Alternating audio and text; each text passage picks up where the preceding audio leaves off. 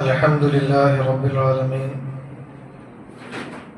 والصلاة والسلام على سيدنا محمد وعلى آله وصحبه أجمعين أما بعد بسم الله الرحمن الرحيم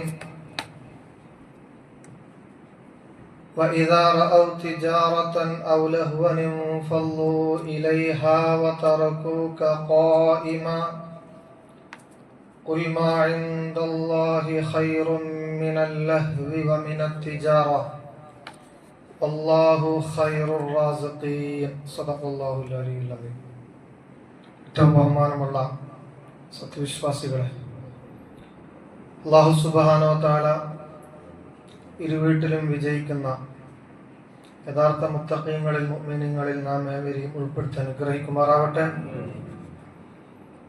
അള്ളാഹുവിന്റെ കൽപ്പനകൾ യഥാവിധി അനുസരിച്ച് ജീവിക്കാനുള്ള സാഹചര്യങ്ങൾ റബ്ബ് സുബ്ഹാനഹു വ തആല നമുക്ക് സൃഷ്ടിച്ചു തരുമാറാവട്ടെ. നമ്മിൽ നിന്ന് മരണപ്പെട്ടു പോയ പ്രിയപ്പെട്ട മാതാപിതാക്കളടക്കമുള്ള ഏവരുടെയും പാരത്രികമായ ലോകം അല്ലാഹു തആല റാഹത്തിലും സന്തോഷത്തിലും ആക്കി കൊടുക്കുമാറാവട്ടെ. ബഹുമാനികളെ, പരിശുദ്ധ ഖുർആൻ സൂറത്തു ജുമുഅയിലെ എല്ലാ വെള്ളിയാഴ്ചയും നമ്മൾ നിസ്കാരത്തിൽ ഓതാറുള്ള ഒരു ആയത്താണ്. വഇദാ റഅൗ തിജാറതൻ ഔ ലഹ്വൻ ഇൻഫളു ഇലൈഹ. ഒരുപറ്റം ജനങ്ങളുടെ ഒരു സ്വഭാവത്തെ കുറിച്ചാണ് അല്ലാഹു തആല ഇവിടെ പറയുന്നത്. അവര് കച്ചവടത്തെയോ അല്ലെങ്കിൽ ഹോബികളെയോ വിനോദങ്ങളെയോ കാണുന്ന പക്ഷം ഇൻഫളു ഇലൈഹ, ആ വിനോദങ്ങളിലേക്കും ഹോബികളിലേക്കും കച്ചവടങ്ങളിലേക്കും അവർ ഓടിയെടുക്കും. വതറകൂക ഖായിമ, നിസ്കാരത്തെ ഉപേക്ഷിച്ചുകൊണ്ട്. ഖായിം എന്ന് പറഞ്ഞാൽ നേരെ ഇവിടെ അർത്ഥം നിസ്കാരം എന്ന രൂപത്തിലാണ് മുഫസ്സിറുകൾ പറഞ്ഞത്. അതിന്റെ വിശദീകരണം അള്ളാഹുവിന്റെ ദിക്റിനെയും നിർബന്ധമായും ഒരു വ്യക്തി ചെയ്തിരിക്കേണ്ട ഉത്തരവാദിത്തങ്ങളെയും മറന്നുകൊണ്ട് അവൻ ഹോബികളിലേക്കും മറ്റു വ്യവഹാരങ്ങളിലേക്കും ഓടിയെടുക്കുന്നവനാണ് എന്നാണ് അതിന്റെ ഒരു വിശദീകരണം. ഖുൽ, നബിയെ തങ്ങൾ പറയുക, മാ ഇൻദല്ലാഹി ഖൈർ, എന്നാൽ അല്ലാഹുവിന്റെ പക്കലുള്ളതാണ് ഏറ്റവും ഖൈർ. എന്തിനേക്കാൾ? മിനൽ ലഹ്വി, ഈ വിനോദങ്ങളെക്കാൾ, ഈ കളികളെക്കാൾ, വമിനത് തിജാറ, കച്ചവടങ്ങളെക്കാളും. വല്ലാഹു ഖൈറുർ റാസിഖീൻ, അല്ലാഹു തആല ഏറ്റവും നന്നായി സുഭിക്ഷമായി ജനങ്ങളെ ഭക്ഷിപ്പിക്കുന്നവനാണ്, ജനങ്ങൾക്ക് ഉപജീവനം നൽകുന്നവനാണ്. അപ്പൊ കച്ചവടം എന്നത് ജനങ്ങളെ സംബന്ധിച്ചിടത്തോളം അവന്റെ ജീവിത ഉപാധിയാണ്.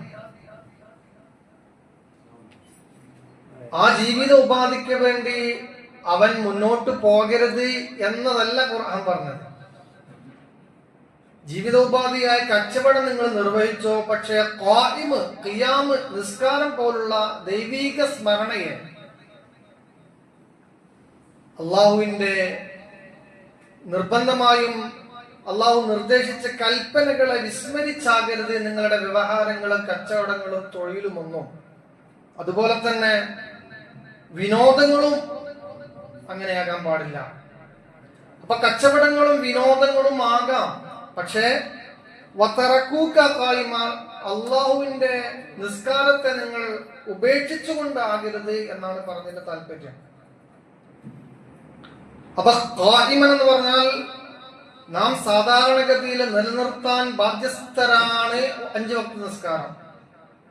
അതേപോലെ ഇസ്ലാമിന്റെ ഓരോ നിർദ്ദേശങ്ങളും നിലനിർത്താൻ നാം ഓരോരുത്തരും ബാധ്യസ്ഥരാണ്.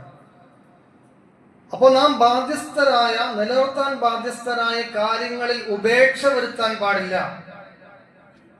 പള്ളിയിൽ ജമാഅത്ത് നിലനിർത്തപ്പെട്ട ഒന്നാണെങ്കിൽ അതിൽ ഉപേക്ഷ വരുത്തിക്കൊണ്ട് കച്ചവടങ്ങൾക്കും ഹോബികൾക്കും നിങ്ങൾ പോകരുത്. പള്ളിയിൽ നിലനിർത്തപ്പെട്ട ദിക്ർ സംവിധാനങ്ങൾ അതിൽ ഉപേക്ഷ വരുത്തിക്കൊണ്ട് നിങ്ങൾ മറ്റുള്ള വ്യവഹാരങ്ങളിലേക്ക് പോകരുത്. നിലനിർത്തപ്പെട്ട കാര്യങ്ങളെ കുറിച്ച് നിങ്ങൾ ജാഗ്രത പാലിക്കണം. അതിനെ നിങ്ങൾ വിസ്മരിക്കാൻ പാടില്ല എന്നാണ് പറഞ്ഞതിന്റെ താല്പര്യം. അള്ളാഹുവിന്റെ അടുക്കലുള്ളതാണ് ഏറ്റവും ഹൈർ. നമുക്കറിയാം, ഇന്ന് ലോകം മുഴുവൻ ഒരു കായിക മാമാങ്കത്തിന്റെ പിന്നാലെയാണ്. വേൾഡ് കപ്പിന്റെ ആരവത്തിലാണ് മൊത്തം ലോകമുള്ളത്.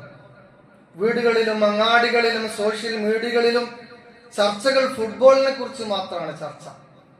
ഈ ഒരു സാഹചര്യത്തില് പരിശുദ്ധ ഖുർആനിന്റെ ഈ വചനത്തെ കുറിച്ച് നമ്മളൊന്ന് ആലോചിക്കണം. ഒരു മുസ്ലിം എന്ന നിലക്ക് ഈ കായിക വിനോദത്തെ നാം എങ്ങനെ നോക്കിക്കാണണം?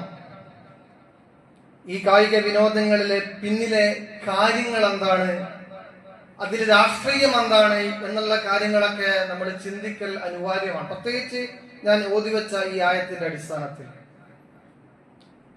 നമ്മൾ ചിന്തിക്കേണ്ടത്, ഇസ്ലാം വിനോദങ്ങളെ പൂർണ്ണമായി എതിർക്കുന്ന ഒരു മതമല്ല. അങ്ങനെ ചില ആളുകൾ വിചാരിക്കുന്നുണ്ട്. ഫുട്ബോളിനെതിരാണ്, കായിക മത്സരങ്ങൾക്കെതിരാണ്. അങ്ങനൊന്നും ഇസ്ലാം എതിരല്ല. മനുഷ്യന്റെ ശാരീരികവും മാനസികവുമായ ഉല്ലാസങ്ങൾക്ക് ഇസ്ലാം അനുവാദം നൽകിയിട്ടുണ്ട്. ശരീരത്തിന് കരുത്ത് പകരുന്ന കായിക പരിശീലനങ്ങൾ പ്രിയപ്പെട്ട മുഹമ്മദ് മുസ്തഫ സല്ലല്ലാഹു അലൈഹി വസല്ലം തങ്ങൾ പ്രോത്സാഹിപ്പിച്ചിട്ടുണ്ട്. നബി സല്ലല്ലാഹു അലൈഹി വസല്ലം തങ്ങൾ ഓട്ട മത്സരം നടത്തിയ ആളാണ്. സഹധർമ്മിണിയായ ആയിഷ റളിയല്ലാഹു അൻഹയുടെ കൂടെ കുതിരയോട്ടം പ്രോത്സാഹിപ്പിച്ച ആളാണ്. അമ്പെയ്ത്ത് പഠിപ്പിച്ച ആളാണ്. ഗുസ്തി പഠിപ്പിച്ച ആളാണ്. ഇങ്ങനെ കായികമായ ക്ഷമതയുണ്ടാക്കുന്ന, ആരോഗ്യം പ്രദാനം ചെയ്യുന്ന കായികമായ അഭ്യാസങ്ങൾക്ക് പരിശുദ്ധ ഇസ്ലാം പ്രിയപ്പെട്ട പ്രവാചകൻ സല്ലല്ലാഹു അലൈഹി വസല്ലം തങ്ങളുടെ കാലഘട്ടത്തിൽ അതിശക്തമായി പ്രോത്സാഹിപ്പിച്ചിട്ടുണ്ട്. എന്നിട്ട് നബി തങ്ങൾ പറഞ്ഞു, അൽ മുഅ്മിനുൽ ഖവിയ്യു ഖൈറുൻ വ അഹബ്ബ്. ശക്തിയുള്ള വിശ്വാസി, ആരോഗ്യമുള്ള വിശ്വാസി, കായികക്ഷമതയുള്ള വിശ്വാസി, ഖൈറുൻ അവനാണ് നല്ലവൻ, വ അഹബ്ബു അവനാണ് ഇഷ്ടപ്പെട്ടവൻ, ഇലല്ലാഹ് അല്ലാഹുവിലേക്ക്. ആരെക്കാൾ? മിനൽ മുഅ്മിനിൽ ദഈഫ് ബലഹീനനായ മുഅ്മിനേക്കാൾ.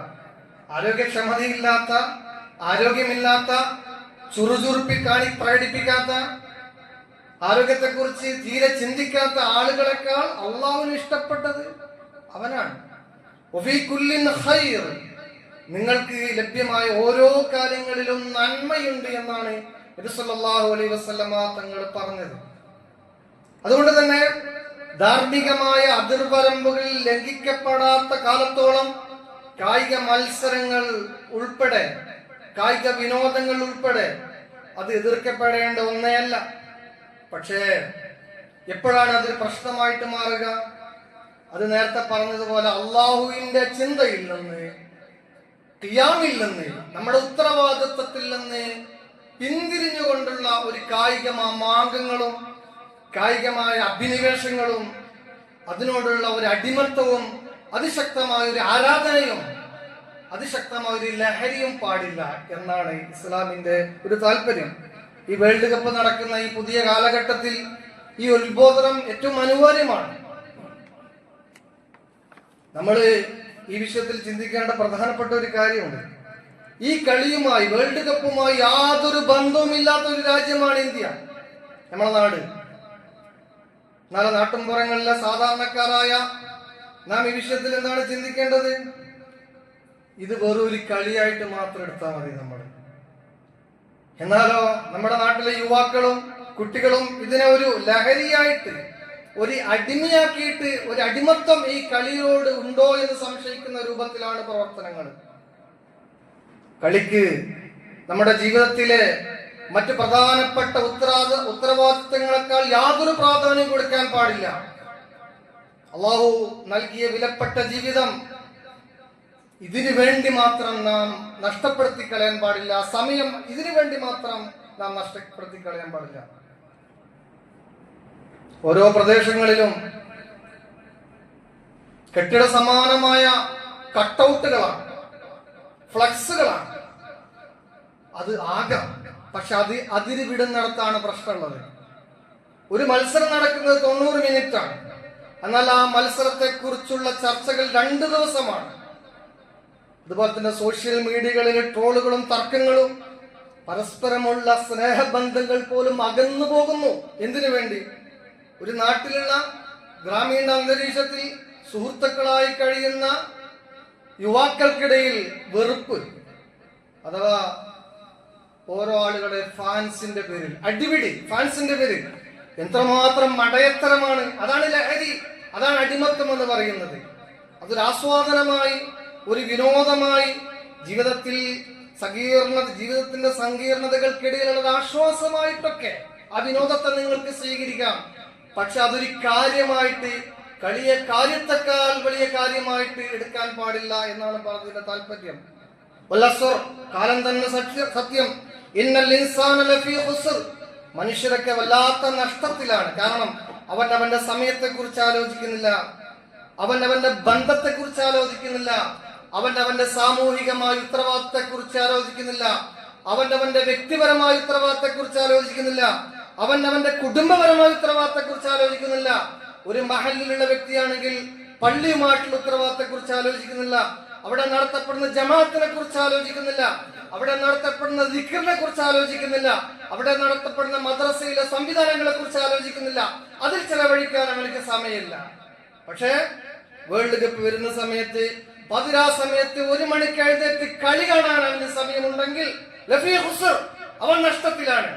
നേരെമറിച്ച് 5 വക്ത് നിസ്കാരം ജമാഅത്തായിട്ട് നിർവഹിച്ചോ, സുബ്ഹി നിസ്കരിച്ചോ, പതിരാത്രിയിൽ നീ വേൾഡ് കപ്പ് കാണുന്നത് കൊണ്ട് ഒരു ഇസ്ലാം നിന്നെ എതിർക്കില്ല. കാരണം അള്ളാഹുവിന്റെ സ്മരണ വിട്ടു പോകുമ്പോൾ മാത്രമാണ് പ്രശ്നമുള്ളത്. അതുകൊണ്ട് നമ്മുടെ വേൾഡ് കപ്പിൽ കളിയുടെ പേരിൽ ആരാധനകൾ നഷ്ടപ്പെടാൻ പാടില്ല. കളി കാണാൻ വേണ്ടി ജമാഅത്ത് നിസ്കാരം നഷ്ടപ്പെടുത്താൻ പാടില്ല. രാത്രി മുഴുവൻ ഇരുന്നു കൊണ്ട് സുബഹി നിസ്കാരം കളാക്കാൻ പാടില്ല. നിസ്കാരം തന്നെ കളാക്കി കളയുന്ന, നിസ്കാരം തന്നെ ഒഴിവാക്കി കളയുന്ന പ്രവണതകൾ പലപ്പോഴും നമ്മുടെ കുട്ടികളുടെ സ്വഭാവത്തിലുണ്ട് എന്ന് പറയുമ്പോൾ അത് ഗുരുതരമാണ്. മദ്രസ ക്ലാസ്സുകളും കോളേജ് ക്ലാസ്സുകളൊക്കെ ഇതിന് വേണ്ടി ഒഴിവാക്കി കളയുക എന്ന് പറയുന്നത് ഗുരുതരമായ പ്രശ്നമാണ്. അതൊരു തരം അഡിക്ഷൻ ആയിട്ട് മാറും. അതുപോലെ തന്നെ ജീവിതം ബാധിക്കപ്പെടുകയാണ്. വിദ്യാർത്ഥികളുടെ പഠനത്തെ പ്രതികൂലമായി ബാധിക്കുന്നു, പരീക്ഷയെ പ്രതികൂലമായി ബാധിക്കുന്നു, കുടുംബനാഥന്റെ ജോലിയെയും കുടുംബ ജീവിതത്തെ തന്നെയും പ്രതികൂലമായി ബാധിക്കുന്നു. പലപ്പോഴും ദാമ്പത്യ പ്രശ്നങ്ങളിൽ പോലും ഈ വേൾഡ് കപ്പിന്റെ ഹരവും ജലവും അതിന്റെ അടിമത്വവും പലപ്പോഴും കുടുംബ ജീവിതത്തെ പോലും താറുമാറാക്കുന്ന അവസ്ഥയിലേക്കാണ് കാര്യങ്ങൾ എത്തുന്നത്. അതുകൊണ്ട് ഒന്നിനും ഒരു അഡിക്ഷൻ ഉണ്ടാകാൻ പാടില്ല, ഒരു അടിമത്തം ഉണ്ടാകാൻ പാടില്ല. പക്വമായ പാകമായ ഹൃദയത്തോടു കൂടിയായിരിക്കണം ഓരോ കാര്യത്തെയും നാം നോക്കിക്കാണേണ്ടത്. അതുപോലെ മറ്റൊരു ഗുരുതരമായ വിഷയമുണ്ട്. നാം മറ്റൊരു രാജ്യത്തിന്റെ കളിക്കാരനെ ഇഷ്ടപ്പെടാം. എന്തുകൊണ്ട്? നല്ലൊരു കളിക്കാരനാകുമ്പോൾ സ്വാഭാവികമായി സ്പോർട്സ് സ്പിരിറ്റുള്ള ഒരാൾക്ക് കളി ഇഷ്ടപ്പെടുന്ന ഒരാൾ കളിക്കാരനെ ഇഷ്ടപ്പെടും. അത് സ്വാഭാവികമാണ്. എന്നാൽ അതിന്റെ പേരിൽ നമ്മുടെ സ്വന്തം ദേശീയ ബോധം പോലും മറന്നുകൊണ്ട് മറ്റ് രാജ്യങ്ങളുടെ പതാകകൾ നെഞ്ചേറ്റിക്കൊണ്ട് പ്രകടനം നടത്തുന്നതും ആ പതാകകൾ ഉയർത്തിപ്പിടിക്കുന്നതും എത്രമാത്രം വിരോധാഭാസമാണ്. അതും കൊളോണിയൽ ശക്തികളായി മുമ്പ് കാലഘട്ടത്തിൽ രാജ്യത്തെ അടക്കി ഭരിച്ചിരുന്ന കൊളോണിയൽ ശക്തികളുടെ പതാക യാതൊരു സീരിയസുമില്ലാതെ, യാതൊരു ചിന്തയുമില്ലാതെ ആ പതാക ഉയർത്തുന്നത് കാണുമ്പോ അത് ദേശീയ ബോധത്തിന് പോലും എതിരാകും എന്നുള്ള കാര്യം നമ്മൾ മറന്നു പോകാൻ പാടില്ല. പ്രിയപ്പെട്ട മുഅ്മിനീങ്ങളെ, ഈ ഒരു സാഹചര്യമായതുകൊണ്ടാണ് ഈ ഒരു വിഷയം പ്രത്യേകിച്ച് പരാമർശിക്കുന്നത്. അപ്പോ ഒന്നുകൂടി നമ്മൾ ചിന്തിക്കണം, വേൾഡ് കപ്പ് എന്നുള്ളത് കേവലം ഒരു കളി മാത്രമല്ല, നമ്മുടെ സമയം നഷ്ടപ്പെടുത്തി കളയുന്ന ഒരു കാര്യമാണ് എന്നതോടൊപ്പം തന്നെ ഇതിന്റെ പിന്നിൽ വലിയൊരു രാഷ്ട്രീയ ആയുധം, വലിയൊരു രാഷ്ട്രീയമുണ്ട് ഇതിന്റെ പിന്നിൽ. വൻ ശക്തികൾ തങ്ങളുടെ പ്രതിച്ഛായ വർദ്ധിപ്പിക്കുന്നതിലൂടെ വിപണി പിടിക്കാനും രാഷ്ട്രീയ സ്വാധീനം ഉറപ്പിക്കാനും അവർ ശ്രമിക്കുന്നു. കായിക മേളകളെ കൃത്യമായി ഓരോ രൂപത്തിലും അവർ ഉപയോഗപ്പെടുത്തുന്നു. അമേരിക്കയിൽ നടക്കുന്ന ഈ വേൾഡ് കപ്പിൽ അവർ ഇറാനോട് കാണിച്ച രാഷ്ട്രീയ അനീതി ഫിഫയെ ഉപയോഗപ്പെടുത്തിക്കൊണ്ട് ഒരു രാജ്യമായ വേൾഡ് കപ്പിൽ കളിക്കുന്ന ഇറാനോട് മാത്രം അവർ കാണിച്ച അനീതി ലോകം കണ്ടതാണ്. അപ്പൊ കൃത്യമായി രാഷ്ട്രീയം ഇതിലുണ്ട്. അതുപോലെ തന്നെ ചില പോസിറ്റീവ് വശങ്ങളും ഈ വേൾഡ് കപ്പിന്റെ പിന്നിലുണ്ട് എന്ന് നമ്മൾ മനസ്സിലാക്കണം. അഥവാ അടിച്ചമർത്തപ്പെട്ടവന്റെ ഉയർത്തെഴുന്നേൽപ്പ്, അവഗണിക്കപ്പെട്ടവന്റെ അവകാശങ്ങൾ, അതുപോലെ തന്നെ ഫലസ്തീൻ പോലുള്ള ലോകം ശ്രദ്ധിക്കുന്ന രാഷ്ട്രീയ വിഷയങ്ങളൊക്കെ ഉയർത്തിപ്പിടിക്കാൻ ഈ വേൾഡ് കപ്പ് ഉപകാരപ്പെടുന്നുണ്ട്. മറ്റൊന്ന്, ഇവിടെ ദൈവിക സ്മരണയിൽ നിന്ന്, അള്ളാഹുവിന്റെ സ്മരണയിൽ നിന്ന് പൂർണ്ണമായും മാറിയിട്ട് അതിന്റെ ലഹരിയിൽ കാണികളായിട്ട് മാത്രം ഇരിക്കുന്ന നമ്മള് അവിടെ ആ ഫുട്ബോൾ മൈതാനത്തിൽ മൂല്യങ്ങളും ആദർശങ്ങളും കൈവിടാതെ ഈ ഫുട്ബോളിന് വേണ്ടി ജീവിതം മുഴുവൻ ഒഴിഞ്ഞു വെക്കുമ്പോഴും, സമയങ്ങൾ മുഴുവനും ഒഴിഞ്ഞു വെക്കുമ്പോഴും, ആ വിജയം ലഭിക്കുന്ന സമയത്ത് സൃഷ്ടാവിന്റെ മുമ്പിൽ ഗ്രൗണ്ടിൽ വെച്ചുകൊണ്ട് സുജൂദ് ചെയ്യുന്ന ഒരു ഈമാൻ, അതും ഇതിൽ കാണുന്ന പോസിറ്റീവ് വശങ്ങളാണ്. അഥവാ ആ പ്ലേയേഴ്സ് പോലും ദൈവിക സ്മരണ വിട്ടിട്ടല്ല അവർ കളിക്കുന്നത്. പക്ഷേ കാണികളായ നമ്മള് ദൈവികമായ യാതൊരു സ്മരണയുമില്ലാതെ, പടച്ചവനെ കുറിച്ച് യാതൊരു ചിന്തയുമില്ലാതെ ഒരു തരം അഡിക്ഷനിലേക്ക് പോകുന്നത് വളരെ ഗുരുതരമാണ് എന്നാണ് പറഞ്ഞതിന്റെ താല്പര്യം. പരിശുദ്ധ ഖുർആൻ പറയാണ്, ഈ രൂപത്തിൽ നിങ്ങൾ അള്ളാഹുവിന്റെ അടിമത്തത്തിൽ നിന്ന് പൈശാചികമായ അടിമത്തത്തിലേക്ക്, ഭൗതികമായ അടിമത്തത്തിലേക്ക് നിങ്ങൾ പോകുന്നുവെങ്കിൽ നിങ്ങളുടെ അന്ത്യം നരകത്തിലേക്കായിരിക്കും. തീർച്ചയായും സ്വർഗക്കാരുടെ വഴിയിലേക്കാണ് നിങ്ങൾ പ്രവേശിക്കേണ്ടത്. ഈ സമയത്ത് ഭൗതികമായ കുറെ വിജയങ്ങൾ ഉണ്ടാകും, പക്ഷെ അന്തിമമായ വിജയം അത് അള്ളാഹു നിങ്ങൾക്ക് നൽകുന്ന വിജയമാണ് എന്നാണ് പരിശുദ്ധ ഖുർആൻ പറഞ്ഞത്. അതുകൊണ്ട് ഈ വിഷയത്തിൽ നമ്മൾ കൂടുതൽ ജാഗ്രത പുലർത്തേണ്ടതുണ്ട്. നമ്മുടെ മൂല്യങ്ങൾ, നമ്മുടെ സംസ്കാരങ്ങൾ, നമ്മുടെ നിസ്കാരങ്ങൾ, നമ്മുടെ ഉത്തരവാദിത്തങ്ങൾ അതിലുപേക്ഷ വരുത്താതെ കായികമായ വിനോദങ്ങളെ നമുക്ക് സ്വീകരിക്കാം. അതിൽ വീഴ്ച വരുത്തിയിട്ടുള്ള യാതൊരു പ്രവർത്തനങ്ങളും, യാതൊരു സ്വഭാവ രീതികളും നമ്മുടെ ഭാഗത്തുണ്ടാകാൻ പാടില്ല എന്നുള്ളതാണ് ഈ സന്ദർഭത്തിൽ വിശ്വാസികളായ നിങ്ങളെ ഓർമ്മപ്പെടുത്താനുള്ളത്. സർവശക്തനായ അല്ലാഹു സുബ്ഹാനഹു വ തആല നമ്മുടെ എല്ലാ പ്രവർത്തനങ്ങളും നമ്മിൽ നിന്ന് കബൂൽ ചെയ്യും. സാലിഹായ പ്രവർത്തനങ്ങളൊക്കെ നമ്മിൽ നിന്ന് കബൂൽ ചെയ്യുമാറാവട്ടെ. ഉത്തമമായ ഉമ്മത്തായി അല്ലാഹു സുബ്ഹാനഹു വ തആല നമ്മെ കബൂൽ ചെയ്യട്ടെ. മരിക്കുന്ന സമയത്ത് ഈമാൻ സലാമത്താക്കി അല്ലാഹു നമ്മെ ഇവരെ മരിപ്പിക്കുമാറാവട്ടെ. വആഖിറു ദഅവാനാ അൽഹംദുലില്ലാഹി റബ്ബിൽ ആലമീൻ. അസ്സലാമു അലൈക്കും വറഹ്മത്തുള്ളാഹി വബറകാതുഹു.